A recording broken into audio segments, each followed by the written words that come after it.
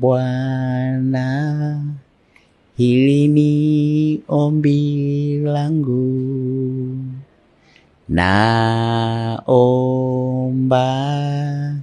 nitende muujiza. Wakati situations zinatokea msiba wa marehemu Fanus Lilekia, wewe ulikuwa tayari umeshaanza rasmi mambo haya ya shule au ulikuwa katika mazingira gani? Yeah, nilikuwa shule, nilikuwa advance kipindi hicho, nilikuwa form 5. Okay. Hapo Usame Boys. Okay. Yeah, kwa msiba umetokea nikiwa shule. Kakangu alivyofariki ile mwezi wa kwanza, tarehe 4 mwezi wa kwanza 2009. Mwezi wa 8 mimi nilipata changamoto pia.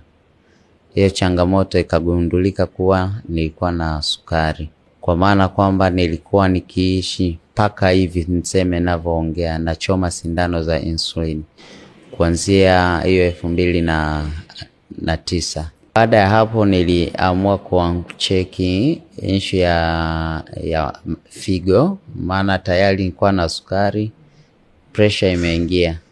Kasema sasa hapa cha kuangalia ni usalama wa figo zangu ukoje.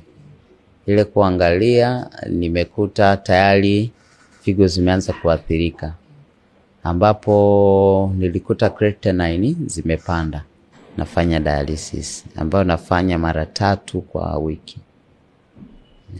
Kwa maana sasa hivi wewe mkojo hakuna kabisa? Sina hata tone la mkojo mwaka na miezi 7 sasa. Imewezekana sasa kupata huyu mtu wa kunipa figo, lakini tunarudi kwenye changamoto ya uchumi. Kwa unyenyekevu mkubwa sana nikiomba msaada wao ili kufikisha angalau hicho kiasi cha zaidi ya milioni 50 ili niweze kufanyiwa kupandikizwa hiyo figo. M-Pesa utaandika 0765 11 35 86, na kwa akaunti ya benki unaweza kutumia NMB Bank kwa namba 42 51 000